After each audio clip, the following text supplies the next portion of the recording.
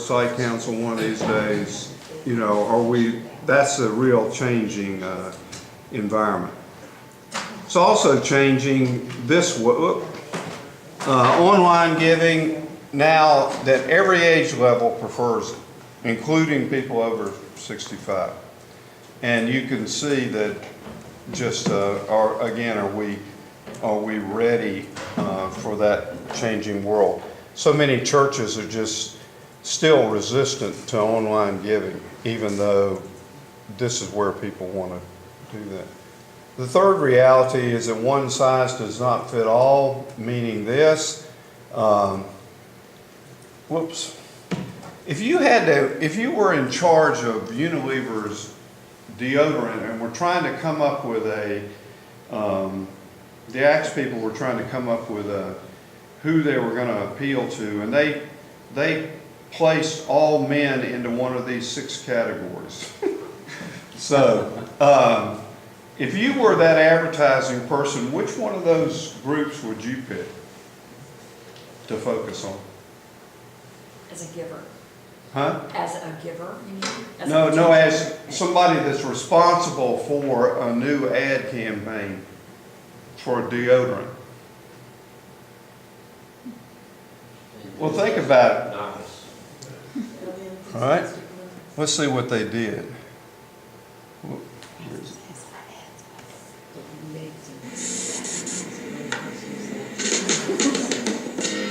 a cold chill begins to burn at your very soul, that's the sweet touch of love.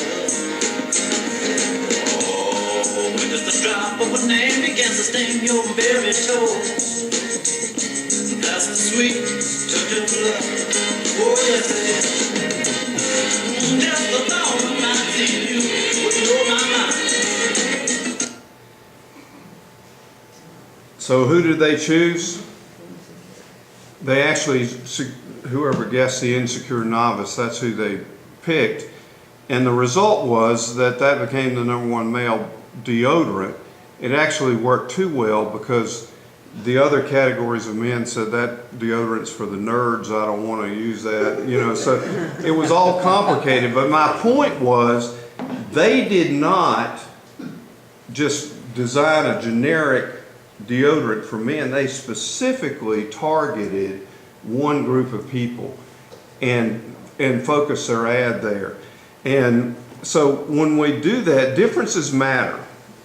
In other words, donors in their 70s think about philanthropy different than those in their 30s, and they give her different means as well. I was telling some folks yesterday, my father was a child of the Depression, and he was a cash-only handshake type guy. Took him a long time to get used to the idea of writing a check. My children and grandchildren don't know what a check is. So if we are focusing our philanthropy on, we just can't do one kind of big group. We've got to think about the differences. And people give for different reasons. Most churches, most nonprofit support, as I mentioned earlier, comes from a very small group of donors. Now let's look at, here's one way of dividing up how donors look at things. Notice that second category, doing good is God's will. And those folks tend to be more on the evangelical side of things, and most of their giving does go to their church and religious causes. Most mainline people, however, are different in that they support the Habitat, they support their hospitals, they give to their colleges, etc. My point again is there's not one motivation for giving. There are tons of motivations. This is just one way of doing it. Here's another way of looking at that way. People who see a need and respond, like the folks who responded to those GoFundMe things, those who respond when persuaded, and then unfortunately a lot of organizations and churches have that group at the bottom who aren't going to give no matter what.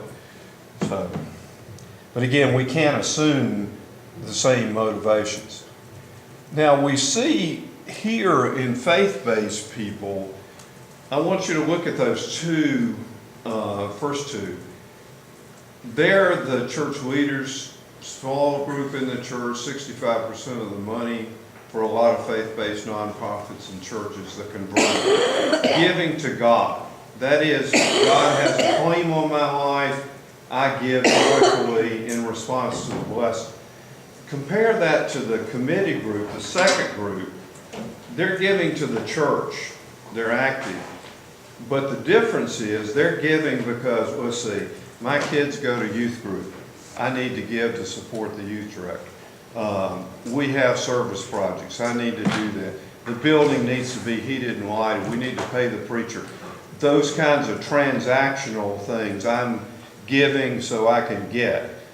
Versus what is up at the top is I'm going to give no matter what because God has a claim on my life. Do you see that distinction? So the more people we can move up and challenge to move up into that first thing, the better. Another reality is that churches, pastors, faith-based people tend to be extremely uncomfortable talking about money. I was telling some folks yesterday that I did a Bible study and worked with a stewardship committee in a big church in Charlotte that had some of these investment bankers, masters of the universe type people, and do $1 million deals in the day, and then they walk into the church and say, we can't talk about money. And you go, really? Disconnect. We're very uncomfortable about that. I understand the Book of Discipline in the Methodist Church finally got changed to the Cliff Christopher rule, our boss, that says now that pastors will know what people are giving, which has been a change. Reality number 5, the GI generation, which has contained, some very faithful people, is dying, and they're passing from the scene. And that's going to affect the way we do our philanthropy going forward. And it's a big deal because, I'll tell you a story. I had worked with an Episcopal church several years ago. They had their budget was 300 and some thousand. They had one donor that gave $50,000 a year, about 15% of their budget. He died in October, right in the middle of their stewardship season. His wife had Alzheimer's, institutionalized. The kids were all over the country. And thankfully for that church, the family said, we'll do this one more year, since he was on the stewardship committee and was going to do it. But they were looking at having to replace 15% of their budget. And he was a regular giver. That's the danger that we see with a lot of organizations, and why we have to keep thinking about bringing in new folks as well. So let's talk about some strategies of how we create this culture of generosity in faith-based nonprofits. This is the one I really want to push with us, and Lynn, thank you for that, about the joy of giving, because we need to do our fundraising based on the generosity of God, that God has provided. And Camp Fontenelle, if you look around, is a great example of God has provided and God has given to us. And I want to, let me set the scene. This is, how many of you saw the movie Amadeus? It's old. I want to set this scene. The guy that you'll see there is Antonio Salieri, who as a child had dedicated himself to God, and he made a bargain with God that if God would bless him, he would dedicate his whole life in music to God. And later on, he's the court composer, and looks like God has accepted that bargain. And then here comes Mozart onto the scene, a crude, womanizing, just bad guy, or seemingly bad guy, but enormously talented. And this is the scene when Salieri realizes that even though he had given his life to God, that he was never going to be as talented as Mozart. And then I want to make a point after that.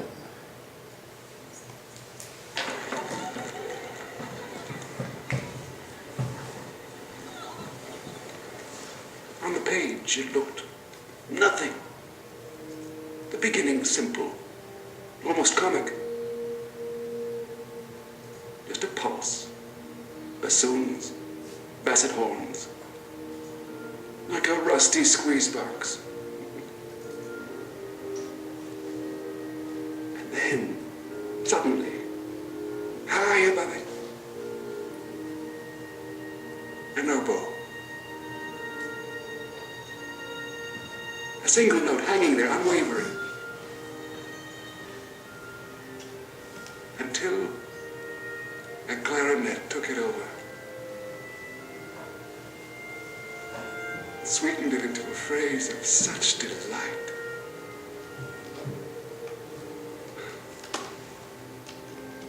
This was no composition by a performing monkey.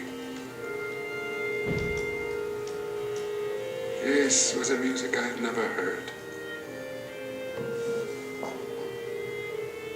Filled with such longing, such unfulfillable longing. It seemed to me that I was hearing the voice of God. Excuse me. But why?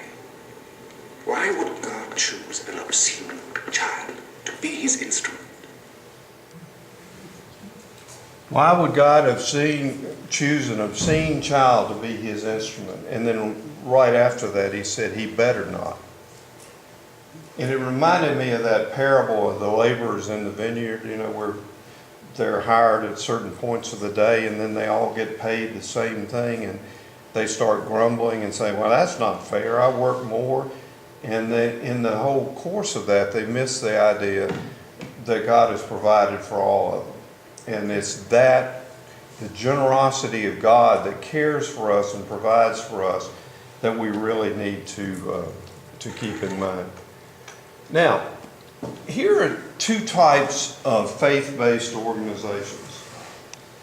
The first is all too common.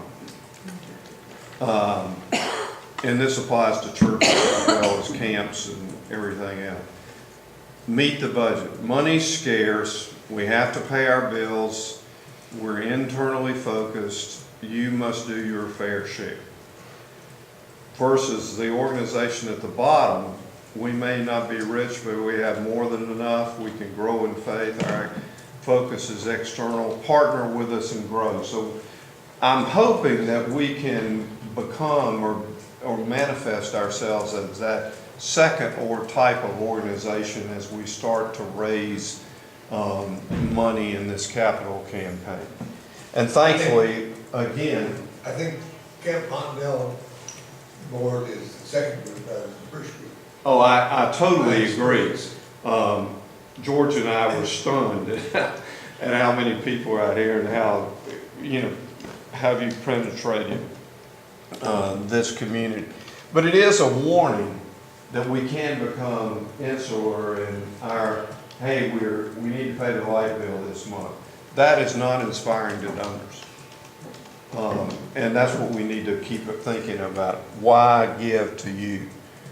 The second recommendation is to create the strategic plan, which you've done and which we're helping you do, to clearly define your mission, and then, only then, create a fundraising program to fund your mission and your plan.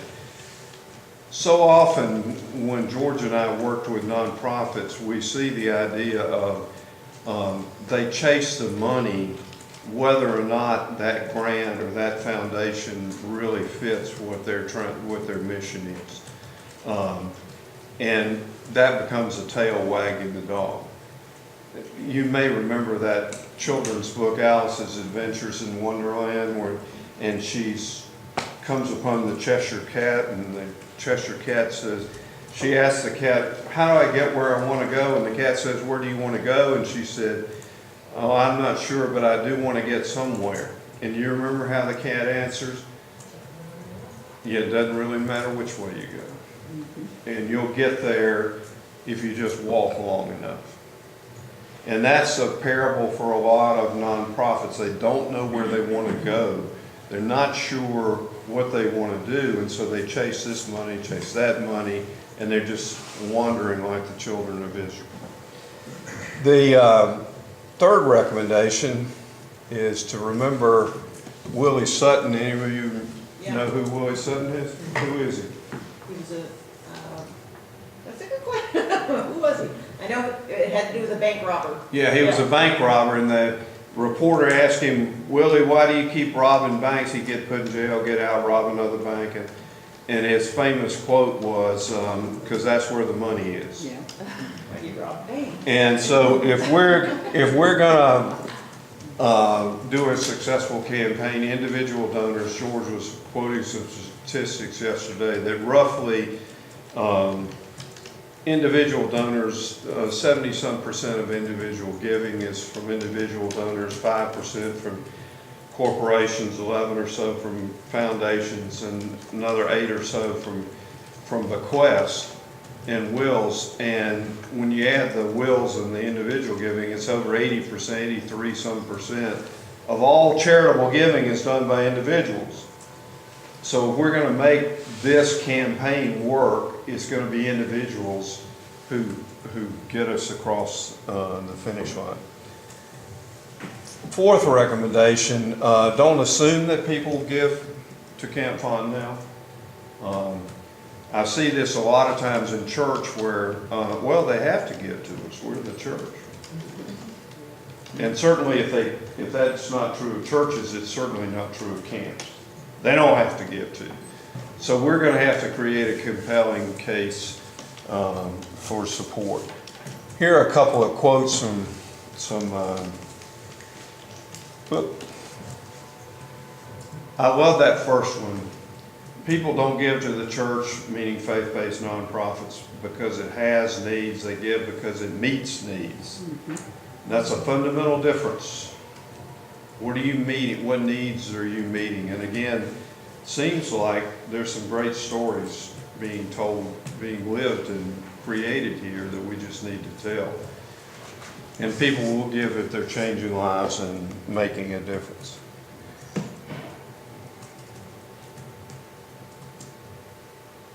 Oops.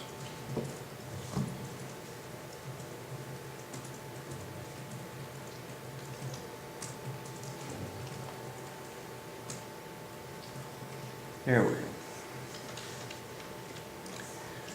Now, this is a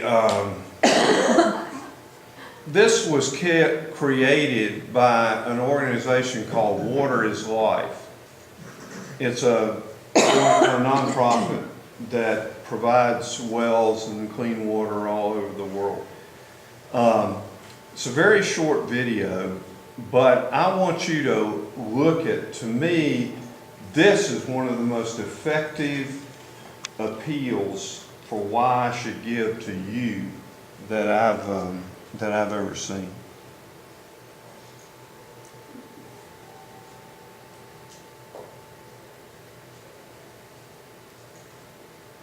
And it'll be here. Oh. Must have lost the internet.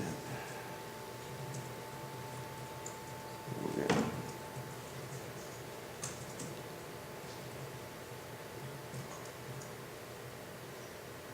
Here we go.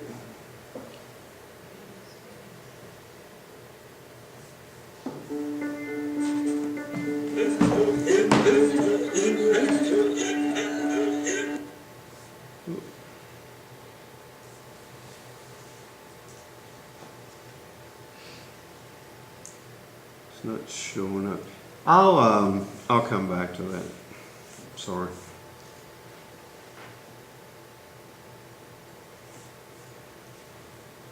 Let's move to this then. I think it's important that you not apologize for, some people complain about the A-frames or whatever. The fact that this is not the Ritz. We don't need to apologize for that. Lives are being changed here, and we need to really make the case about community. I think this piece in fundraising is going to be more and more important, this community building. There was a study at Duke, and I came across it in a USA Today article, that in an age of Facebook, it seems like we've got a lot of friends, but we don't. The number of people who have a friend to turn to has decreased dramatically. There are a lot of folks that you say, yeah, I've got friends on Facebook, but if you were in a wreck, or you needed somebody, your boyfriend had broken up, that you were ready, your fiance, and you were thinking about killing yourself, those Facebook friends may not be there. Who are those confidants that we can really count on? And that's what we're doing with community building, and what the church does so well. So, are you referring both to the community that already exists at Camp Fontenelle in addition to building community with a donor?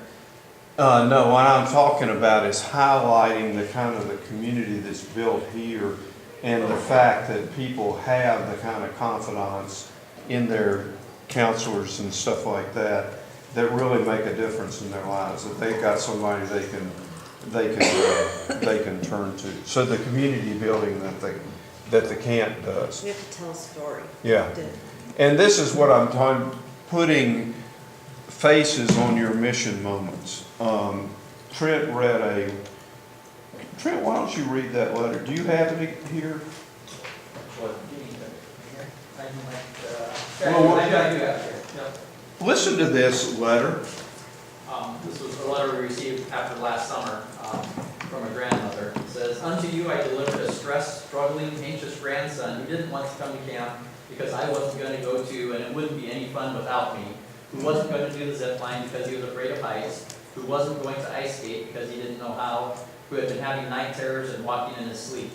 You returned to me a confident, excited, glowing kid who can't wait to come back to camp next year, who survived the zip line twice with excitement because that was the only way to get back, who enjoyed ice skating, even though he fell and found the ice to be very cold, who passed out as soon as he hit the bed every night, who said his personal best for using only one pair of boxer shorts over 4 days, who couldn't stop talking about the new jumping pillow and improved water slide, who learned to share upper and lower bunk beds with grace, who apparently followed a schedule of activities, who comfortably slept by himself in the basement upon returning to the farm.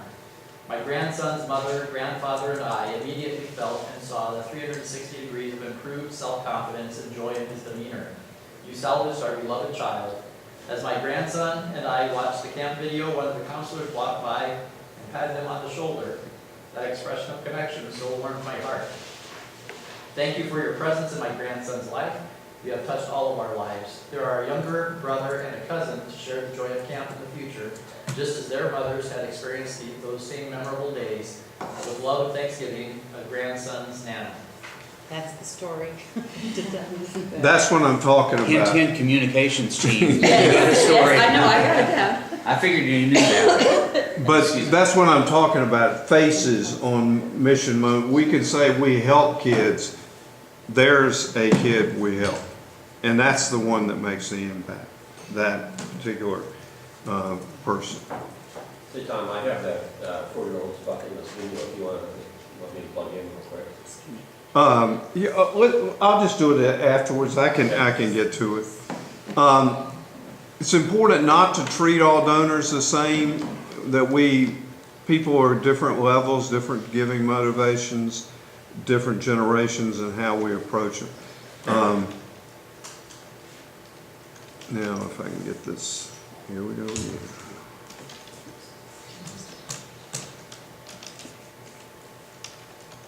We have to, okay. This is an interesting video that I came across. It's a Chick-fil-A training video, but it would be very interesting to see how, when we talk about telling these stories, that this is a very interesting approach. And here we go, come on. I tell you what, I can get these up at the end. Here's a big thing for us, is not to confuse activity with impact. We can talk about numbers growth and everything else. What's really gonna make people invest in Camp Fontenelle is impact. It's great that we're doubling the number of campers and all that stuff, but that's not what's gonna really do it. It's gonna be that kind of letter that Trent just talked about. And then, of course, this is a very important part of the campaign, is thanking people who support you. Now that's stating the obvious, I guess, but here's a classic example. There used to be a television show called What Not to Wear, and this is how not to thank donors. This is from my church's newsletter. Financial update. You can see we had a great year. You can see we had $84,000 surplus in the operating budget. Pretty great year. And then you say, thank you, donors. I'm saying, man, they finally learned their lesson. But look at what it is. Thanks to the 52 donors who donated blood and everything. Now, those people who donated blood and volunteered should have been thanked, but they should have also thanked that group that made that $84,000 surplus possible. But we never thank them. I mean, it's my wife and I give our largest gift by far to our church, but if we gave based on how they treat us as donors, I wouldn't give them a nickel, because I never get thanked. What I get is a quarterly statement that looks like a bill that says, your pledge was you paid this, here's how much is left. That's really exciting. No story of what they used my money for. I give $100 to Habitat or some other local organization. I get calls from board members. Boy, it's a great thing. And we wonder in the church and faith-based nonprofits why people are giving to Habitat instead of us. Well, it's because you treat us like crap. You don't take us seriously. And, you know, if we have anything to do with this campaign, thanking is going to be a big, big piece of what we do. And that's just so important that we not take people. And I think in terms of other things, in terms of the trends in philanthropy, focus of part of our efforts needs to be on older adults, on women who tend to outlive men, and have the money on those who've already given. Tom, can we go back to the thank you real quick? Yeah. So some of the things we've done, but I almost feel like we got blown on. So when Trevor was first here, our budget was half or a fourth of what it is now. Every donor, he personally wrote a note, in addition to the standard letter that says thank you for your gift, he personally hand wrote a note on every letter. Well, as the number of donors got into the hundreds, it was great. I mean, I had donors come up to me and they said, you know, I love the little note Trent wrote on there, but that's, at some point, that's just not feasible for Trent to continue to do.